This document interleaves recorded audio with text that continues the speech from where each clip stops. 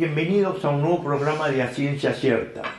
En este primer bloque estábamos comentando con la doctora Marité que nos gustaría contarles el problema de las infecciones por las cuales se recomienda la vacuna de HPV. ¿Cuáles son los problemas por los cuales se indica la vacuna del HPV? Hola doctor, muy encantada de compartir un nuevo programa con usted. Bueno, primero le podríamos decir a la audiencia lo que significa HPV, ¿no es cierto? Que es el virus del papiloma humano. ¿Y por qué es importante? ¿Y por qué es importante la prevención a través de las vacunas? Porque este virus es un virus carcinogénico. ¿Qué quiere decir? Que tiene posibilidad de producir cáncer, fundamentalmente de cuello uterino en la mujer. También puede producir cáncer perianal, cáncer de pene en el hombre, cáncer de boca y orofaringio. También puede producir alteraciones en los neonatos que pasan el canal de parto de una mujer infectada por HPV y producir papilomas laringeos muy graves. Entonces realmente este virus es muy grave su infección y en general un alto porcentaje de la población puede adquirir a través de las relaciones sexuales este virus y a posteriori desarrollar estas complicaciones. Por eso prevenirlo a través de vacunas es fundamental. A mí me parece importante lo que tú has dicho. Nosotros tenemos, por ejemplo, el HPV oral. ¿Cómo es el HPV oral? El HPV oral son lesiones en la boca, pero que hay que distinguirla con el afta recurrente, porque el afta recurrente no es un problema viral, sino un problema inflamatorio y que es muy importante separarlos y distinguirlos de las lesiones que produce el HPV. El HPV produce también laringitis, es decir, problemas inflamatorios en la laringe. Allí uno tiene que ir a un otorrino, a un especialista, porque muchas veces hay que determinar por una endoscopia si la laringe está, en la laringe se observan lesiones que pueden sospechar que sean producidas por el HPV. Claro, y eventualmente hasta hacer biopsias, ¿no es cierto? Lo mismo que en la boca, si uno tiene dudas, se llega a la biopsia para poder detectar si se trata del virus o no. Perfecto. Después está la que tú decías, la que se observa en la mujer. El cáncer de cuello uterino. Sí, en la mujer son lesiones vaginales, cervicales, y que hay que verlo con el especialista para determinar si hay compromiso o no del cuello uterino para descartar el tumor que se observa. Exactamente, por eso es a través de los controles anuales que se hacen ginecológicos. Es muy importante no olvidarse de hacer el Papa Nicolau o la colposcopía, porque nos permiten determinar si puede haber infecciones precoces por el HPV, porque ojo, que muchas veces estas lesiones son asintomáticas, entonces es muy importante los controles periódicos. Vos que sos pediatra, sabés que la vacuna que hoy se recomienda es el Gardasil. Antes estaba la Cervarix, que era la doble, pero esta, la de 4 serotipos, es la que hoy se preconiza y se recomienda. ¿A qué edad se da la vacuna de Gardasil? Bueno, estos cuadrivalentes, las vacunas cuadrivalentes, son importantes porque tienen 4 tipos de virus, el 6 y el 11 que generalmente producen verrugas y el 16 y el 18 que producen cáncer. Entonces por eso es como que es mucho más protectora. Se puede dar a partir de los 9 años, pero en el calendario oficial de vacunas está a partir de los 11 años. A los 11 años es cuando se recomienda. ¿Y cuántas dosis se recomienda? Bueno, se recomiendan en general 3 dosis. La primera dosis, después al mes o 2 meses y a los 6 meses. Esto es importante, que antes solo se vacunaba a las nenas y finalmente se vacuna también a los varones. ¿Y por qué? Porque uno diría, bueno, si esto es una enfermedad de transmisión sexual, ¿por qué se le da tan precozmente a mi hija o a mi hijo a los 11 años? Esto es porque cuando uno todavía no adquirió el virus de HPV es cuanto más anticuerpos produce frente a la vacuna. Por eso se trata de dar en esa edad que generalmente no han iniciado sus relaciones sexuales. Hay un tema que siempre es muy importante destacar. Hay personas que no se han vacunado, pero se les hace el diagnóstico de lesiones por HPV. Cuando la persona tiene 18 o 20 años se le hace el diagnóstico de HPV.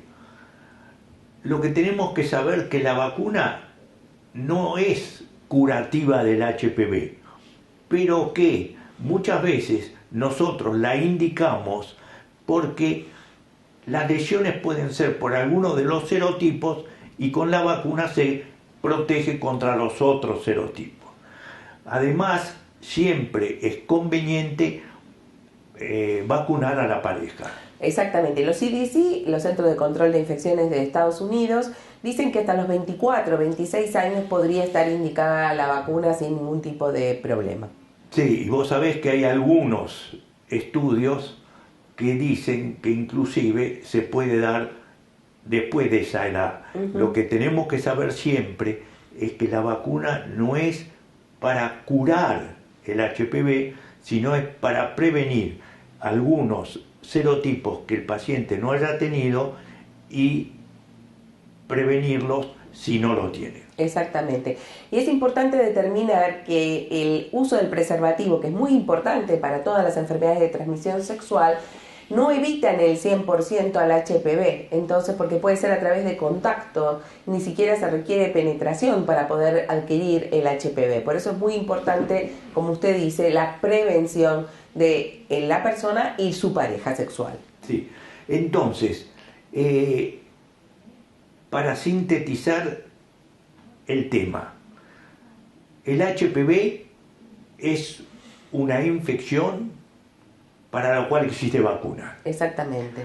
La vacuna que hoy existe es el Gardasil, que es cuadrivalente y que en general se da desde los 11 años. Cuando uno no se la dio a los 11 años, que se dan 3 dosis, se puede dar después y se dan habitualmente 2 dosis. Y lo que sí tenemos que tener presente que no hay ningún inconveniente en vacunarse después de los 11 años y nosotros, por ejemplo, en algunos países como Armenia hemos visto que se vacunan a los 17 años, porque allí las infecciones de transmisión sexual aparecen posteriormente. Muy bien. Entonces yo creo que el tema este de del HPV y de la prevención ya está en forma, como lo hemos dicho, está aclarado. Es inadmisible, perdón doctor, que habiendo una vacuna que es segura, que es eficaz, no se la apliquen. Entonces es muy importante que las mamás lleven a sus hijos que están en esa edad que dijimos, a partir de los 11 años, y aparte que es una vacuna que está incluida en el calendario oficial, gratuita y obligatoria. Así que no pueden dejar de dársela. Bueno, nosotros siempre preconizamos la vacuna antigripal. Hay personas que no se la han dado y son personas que tienen indicaciones de la vacuna antigripal. Y nosotros lamentablemente hemos visto que la gripe en nuestro medio se está prolongando y aparece hasta noviembre. Entonces lo que sería bueno recordar y destacar que aquellos que no se han vacunado contra la vacuna antigripal la pueden hacer. En relación a las infecciones respiratorias están los adultos mayores y los chicos en relación a la neumonía. ¿Cómo se previene la neumonía en los chicos?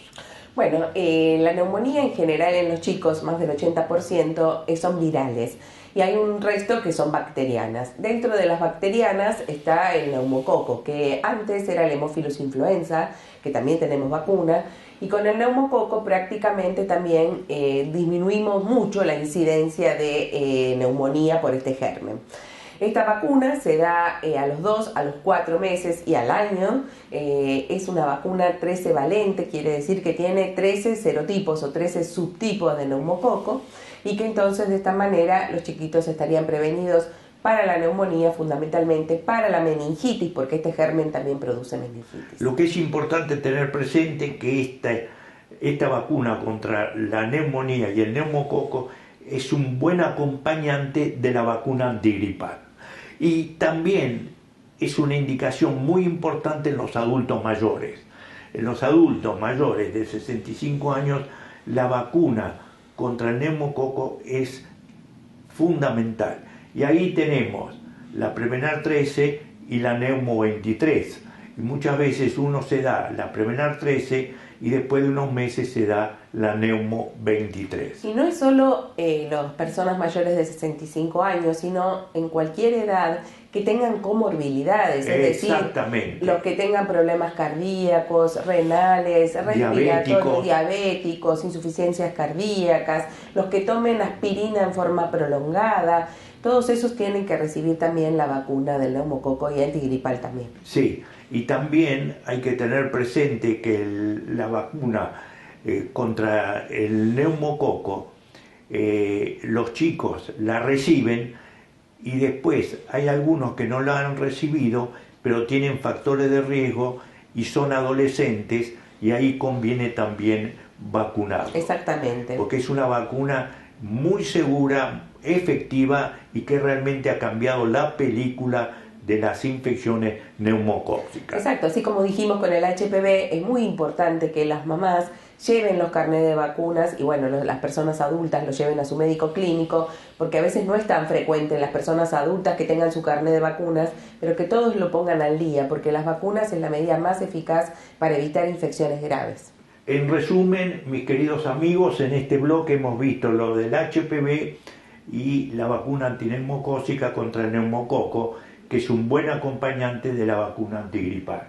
Y si no se vacuna contra la gripe y tiene indicación, lo puede hacer porque esa puede uno recibirla en cualquier momento del año. Muchas gracias y enseguida volvemos con un poco más de A Ciencia Cierta.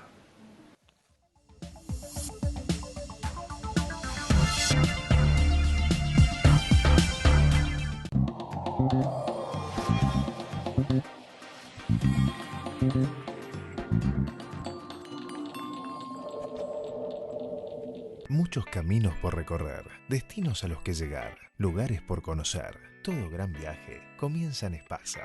Espasa, concesionario oficial Volkswagen, número 1 en ventas Argentina. Descarga la aplicación Mi Espasa y entérate antes de todas las ofertas. www.espasa.com.ar.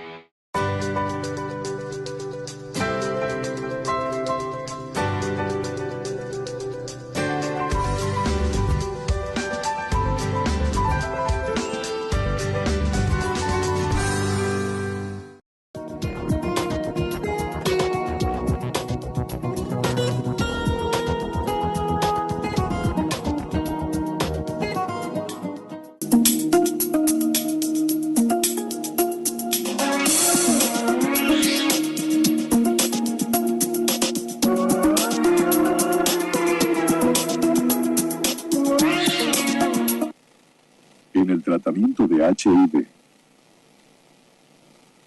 Laboratorios Richmond. Ayudamos a vivir más y mejor. WeCare es una residencia premium para adultos mayores. Con la dirección médica del Dr. José Ricardo Jáuregui, nuestro equipo brinda atención personalizada con propuestas terapéuticas de vanguardia. Es un espacio privilegiado, protegido y amigable. Quienes eligen residir en WeCare eligen cómo vivir cada día porque los cuidados están centrados en sus preferencias.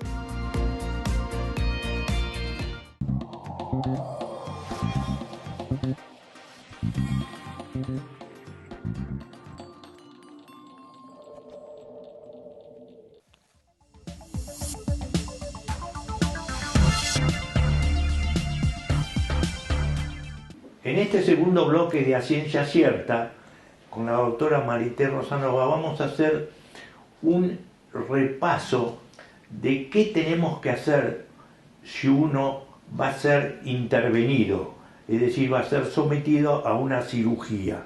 Porque nosotros tenemos que tener presente que lo más importante siempre es la prevención de las infecciones que pueden adquirirse, sobre todo cuando uno va a ser internado o operado.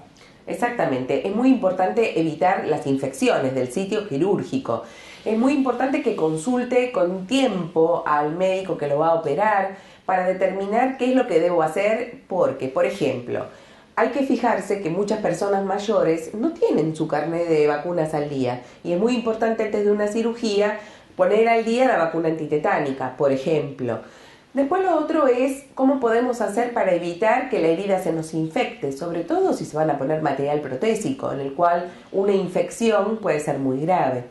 Entonces hay que consultar para ver si se hacen estudios, para ver si tengo en la nariz una bacteria que se llama Staphylococcus aureus, que ese en general es un germen que puede producir infecciones del sitio quirúrgico. Entonces, para evitarlo, ahí en general se les indica a esos pacientes colonizados que reciban una crema que se llama demupirocina, que se pone 2 veces por día, 5 días antes de la cirugía, junto con baños con clorexidina, que tienen que ser muy, enérgicos, sobre todo en las áreas donde hay pliegues, como las axilas, las ingles, todo esto donde está este germen que es el Staphylococcus aureus, que puede producir infección del sitio quirúrgico. Entonces es importante tener presente que cuando uno va a ser sometido a una cirugía, hacer la consulta para ver si uno necesita ser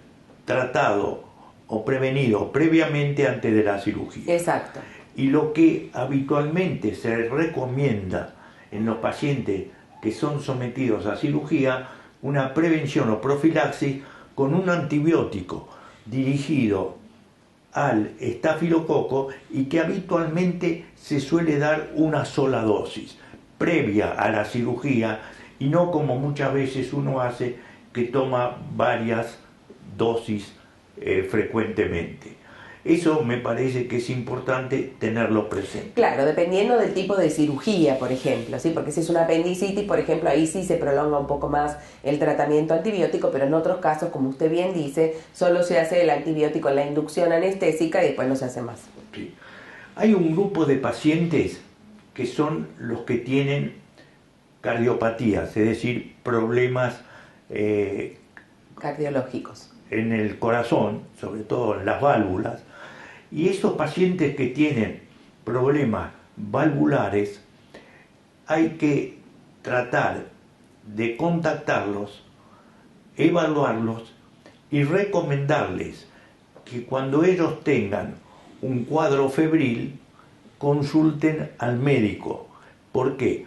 Porque hay un tema que muchas veces uno no sabe, pero puede tener cuadros febriles asociados a una infecciones banales que van al corazón y hacen lo que se llama la endocarditis infecciosa.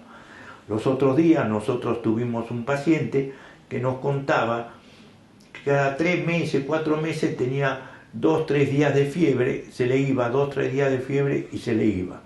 Y el paciente nos consultó, le tomamos hemocultivo, cultivo de sangre, y vimos que tenía una infección que le producía la infección de las válvulas, o sea, la endocarditis. Lo tratamos y lo controlamos. Es decir, los pacientes con problemas valvulares, cuando tienen un cuadro febril, deben consultar al médico porque muchas veces el tratamiento preventivo les evita lo que se llama la endocarditis o la infección de las válvulas. Claro, es una complicación que puede existir después de una cirugía cardiovascular, esto que usted comenta, que puede ser, por ejemplo, la endocarditis bacteriana o la infección del sitio quirúrgico, que como usted bien dice, puede ser prevenida a través de estos que nosotros estamos diciendo, de los baños prequirúrgicos, la decolonización nasal a través de la mupirocina y los antibióticos preventivos en el momento de la incisión quirúrgica. Sí.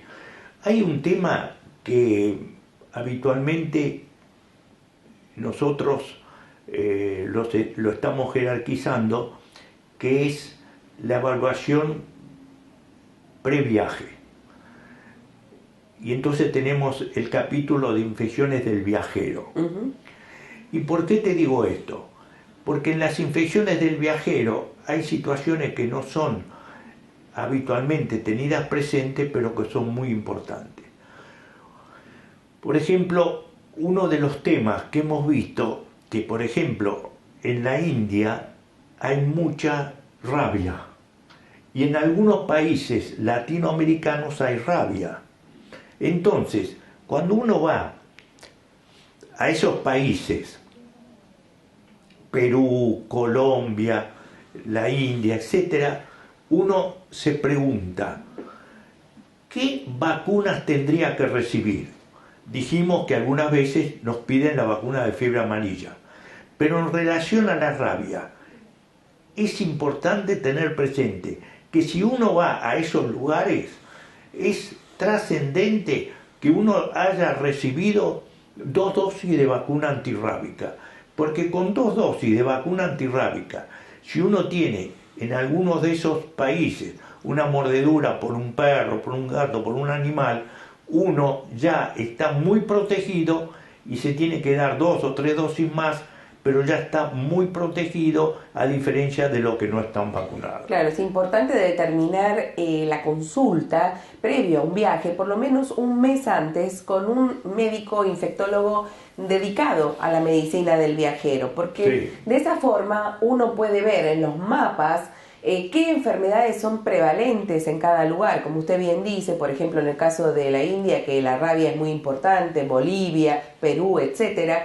Y entonces de esa forma le va a indicar qué es lo mejor para esa persona antes de emprender el viaje. ¿Por qué? Porque como usted bien dice, si yo voy a un lugar donde hay mucha rabia y justo un perro me muerde, tengo mayor chance de adquirir la rabia, pero si ya tuve esas 2 dosis de vacunas, mi prevención es mayor. Sí. Y mientras busco ayuda médica, tengo mayor protección por haber recibido estas vacunas previamente. Sí. El otro tema en los viajeros que vemos con frecuencia es el problema de las diarreas en los pacientes que viajan. Entonces, en relación a la diarrea del viajero, uno de los temas que nosotros tenemos siempre presente es que cuando tienen diarrea tienen que hacer una evaluación o una consulta adecuada. ¿Por qué? Porque hay veces que hay un germen que se llama salmonela que es muy con frecuencia causante de diarreas en el viajero. ¿Qué pasa cuando uno tiene una infección por salmonela? Primero, a mí me gustaría decirle a la gente que debe cuidarse mucho en las comidas cuando viaja. ¿Por qué? Porque hay que evitar justamente adquirir una infección como esta, que puede llegar a ser muy grave, sobre todo en pacientes con inmunodeficiencias, pacientes HIV, pacientes añosos, en los cuales esta diarrea puede llegar a la deshidratación, inclusive a complicaciones graves. Entonces, ¿qué tengo que evitar? Tengo que evitar alimentos que no estén bien cocinados, tengo que evitar los hielos, por ejemplo, o las aguas que no tengan una procedencia segura. Todo esto me va a evitar entonces adquirir esta infección. Depende, en general puede ser una infección autolimitada, la de la salmonela, pero muchas veces puede requerir antibióticos, sobre todo en chiquitos chicos, cuando la diarrea es con moco y con sangre, cuando son pacientes que tienen patologías de base, y ahí en general puede estar indicada una quinolona, por ejemplo, o dependiendo de cuál es la sensibilidad del germen. También en los pacientes que tienen diabetes o que tienen algunos factores de riesgo, tener presente que cuando tienen diarrea y hacen los cultivos y tienen la salmonela, es conveniente hacerles un tratamiento. Lo que habitualmente se da son antibióticos muy frecuentes, comunes, como la ciprofloxacina, que se suele dar 2 veces por día durante 7 a 10 días. Pero hay que tratar de evitar llegar a eso, porque aparte una diarrea del viajero arruina el viaje en realidad. Entonces por eso, si yo tomo todos esos recaudos de comer todos los alimentos sin cáscara, bien lavados, no usar hielos o aguas inseguras, eso me va a evitar esta complicación que la verdad me arruina el viaje, ¿no? Perfecto. Entonces, importante tener presente que hoy existe una especialidad que es la especialidad del control de las infecciones en los viajeros. Entonces, mis queridos amigos, cuando uno viaja a sitios no habituales, como son países que puedan tener alguna de estas infecciones, hacer una consulta del viajero, porque usted tiene la indicación preventiva y después está conectado con su profesional que lo evaluó, para si tiene algún problema en algún sitio donde está, usted puede comunicarse y le va a dar las indicaciones para el manejo adecuado de los problemas que Claro, tenga. porque las indicaciones son antes, durante y cuando después se regresa, exactamente. Sí. Y para terminar, 2 palabras en relación a la malaria. Bueno, esto es importante que también se debe consultar para ver si es un área de malaria cloroquino sensible, cloroquino resistente. Entonces, la verdad, para que la gente no se haga mucha ensalada, es importante consultar al médico especialista en medicina del viajero para que les den las indicaciones del caso. También tratar de evitarlo a través de usar elementos, camisas de manga larga, pantalones de manga larga, protegerse del mosquito a través de repelentes de larga duración, poner mosquiteros, y de esa forma entonces con la consulta al médico de medicina del viajero vamos a evitar esta complicación. Mis queridos amigos, entonces queríamos dejarle la idea de la importancia de la consulta con un médico antes de un viaje, porque así usted va con todas las herramientas e indicaciones que le corresponden para tener un viaje seguro, efectivo y disfrutarlo. Muchísimas gracias.